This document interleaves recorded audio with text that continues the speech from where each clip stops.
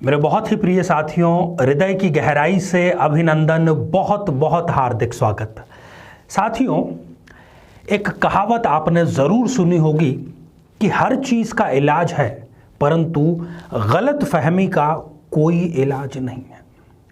और ये गलत फहमी कब दाम्पत्य जीवन में एंटर कर जाती है और कब उसको पूरी तरीके से बर्बाद कर देती है, व्यक्ति को पता भी नहीं चलता।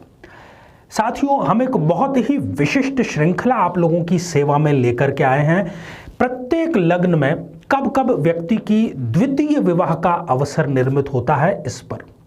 और आज इसी श्रृंखला में हम चर्चा करेंगे वृश्चिक लग्न के बारे में। वृश्चिक लग्न एक रहस्यमयी लग्नों में से एक है। बहुत ही सुंदर लग्न, बहुत ही सुलझा हुआ ये व्यक्ति होता है, परंतु कहते हैं ना कि हर व्यक्ति में सारी क्वालिटीज हमें नहीं मिल सकती। तो आज हम जानेंगे कि कब वृश्चिक लग्न के जातक को जीवन में 2 विवाहों का सामना करना पड़ता है और कौन सी ऐसी स्थितियां होती हैं जो उसको चाहे गलतफहमी का शिकार होकर के या मजबूरी में या शौकिया या जो भी आप नाम दें, दूसरे विवाह की तरफ धकेलती हैं। इस पर चर्चा करें इससे पहले एक बेहद ज़रूरी सूचना कि हम हमारे प्रत्येक एपिसोड के अंत में किसी न किसी जातक के प्रश्न का उत्तर देते हैं और ये प्रश्न हमें प्राप्त होते हैं आप लोगों के ही द्वारा यूट्यूब कमेंट के माध्यम से। अपना कमेंट लिखने से पहले आप #आचार्य चंद्रकांत इस शब्द का प्रयोग ज़रूर करें और साथ ही जो एक बेहद ही आसान प्रश्न आपसे इस एपिसोड के अंत में पूछा जाता है उसका सही उत्तर भी हमें ज़रूर दें। साथियों, वृश्चिक लग्न, वृश्चिक राशि की आपने जो पहचान चिन्ह देखी होगी कि एक बिच्छू बना हुआ है। और बिच्छू के बारे में एक ये कही सुनी बात या कहावत, आप उसका निर्णय करिएगा कि वो स्वयं अपने ही डंक से मरता है। यदि ये बात दाम्पत्य जीवन पर आज जिन परिस्थितियों की हम चर्चा करने जा रहे हैं उस पर लागू करें तो बिल्कुल ही सटीक बैठती है। आइए बिना किसी देरी किए एस्ट्रोलॉजिकल पॉइंट ऑफ व्यू से इसको जानने का प्रयास करते हैं। साथियों, वृश्चिक लग्न की जो कुंडली है वो 8 नंबर से प्रारंभ होती है।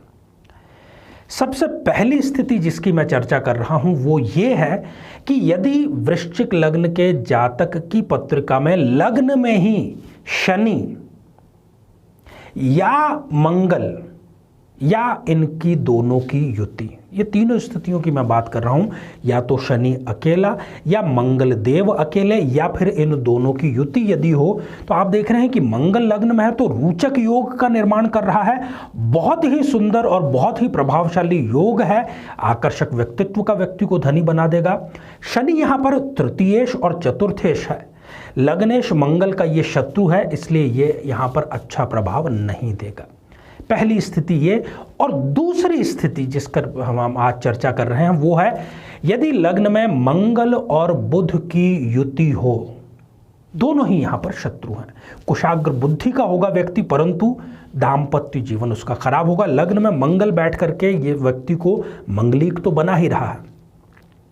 अब साथियों, ये दोनों में से कोई भी स्थिति जब भी जातक की जन्म पत्रिका में होती है, ऐसा व्यक्ति आध्यात्मिक होता है। खास तौर पर यदि 35 साल या उससे आगे की मैं बात करूं तो वो अपने जीवन में एक नई परिभाषा गठित करता है, एक नई दिशा गठित करता है कि मुझे तो आध्यात्मिक जीवन जीना है। उसकी वाणी में, उसकी सलाह में एक ऐसी शक्ति होती है कि वो लोगों को सलाह देता है, उससे लोगों की हीलिंग भी हो जाती है अगर उसकी बातों को माना जाए। ऐसा व्यक्ति जो है वो स्पष्टवादी होता है, हठी होता है, हाँ, परंतु उसकी जो हठ है वो हमेशा सही दिशा में होती है, गलत दिशा में वो हठ नहीं करता। सब कुछ ऐसे व्यक्ति को प्राप्त होता है जीवन में, परंतु बहुत ही संघर्ष के बाद में, बहुत ही कष्टों का सामना करने के पश्चात ऐसा व्यक्ति एक मुकाम पर पहुंचता है अपने स्वयं के बलबूते पर। स्वाभिमानी इतना होता है ये व्यक्ति कि अपने पिता की जो संपत्ति है उस पर भी ये निगाह नहीं रखता, बल्कि इसका उल्टा वो करता है कि उसको जो भी अपने आसपास कमजोर व्यक्ति नजर आता है उसकी वो किस प्रकार से सेवा कर सके, इसी का वो प्रयास करता रहता है। परंतु हाँ, इसके नज़दीकी व्यक्तियों को इसके बारे में बहुत गलत फहमी होती है। और गलतफहमी के कारण इनके जो रिश्ते हैं उनमें अक्सर तनाव आता है। और तो और माता को भी इनके बारे में गलतफहमी होती है, माता से भी इनके संबंध खराब हो जाते हैं। शत्रु चाहे जितने भी हों, इनका बाल भी वो बांका नहीं कर सकते। भाग्योदय इनका 28 से लेकर 33 वर्ष की आयु के बीच में होता है। साथियों, यदि इस प्रकार की कोई स्थिति है तो मैं आपको यही निवेदन करूंगा कि कुंडली मिलान, यदि विवाह नहीं हुआ है तो कुंडली मिलान के समय इस स्थिति को ध्यान में रखें, ठीक से कुंडली मिलाएं। और साथ ही यदि ये कुंडली आपकी कुंडली से मैच कर रही है तो आप किसी विद्वान की सलाह लेकर के इसका उपाय करें। गलतफहमी के कारण दाम्पत्य जीवन को तिलांजलि देना कोई बेहतर स्थिति नहीं है, कोई अच्छी बात नहीं है। साथियों, आगे भी हमारी श्रृंखला जारी है। आइए अब बढ़ते हैं हम आज के हमारे कमेंट के चरण की ओर। आज हमने कमेंट शामिल किया है बलराम सहाय ठाकुर जी का, जो कि उन्होंने लिखा है जालंधर सिटी से। जीवन के एक पड़ाव पर आप पहुंच चुके हैं।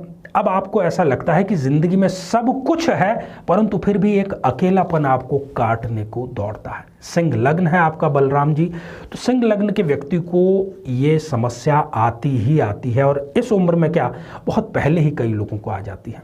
आपको चाहिए कि आप गाय की निरंतर सेवा करें और उसी को अपने लाइफ का अगर आप ध्येय बना लेंगे, कभी भी आपको अकेलापन महसूस नहीं होगा।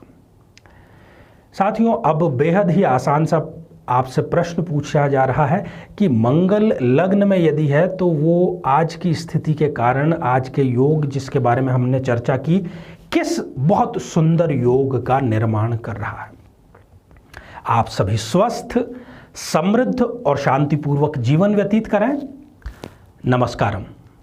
जीवन में किसी समस्या का सामना कर रहे हैं, जैसे कि शादी में देरी होना, पति पत्नी में मनमुटाव या तलाक तक की नौबत आ जाना, संतान का प्राप्त न हो पाना, नौकरी या धन प्राप्ति में बाधा आना, जीवन के प्रत्येक क्षेत्र में किसी न किसी प्रकार की बाधा आना, तो आज ही अपनी जन्म पत्रिका का संपूर्ण विश्लेषण करवाएं और पाएं समस्या से सदैव के लिए मुक्ति।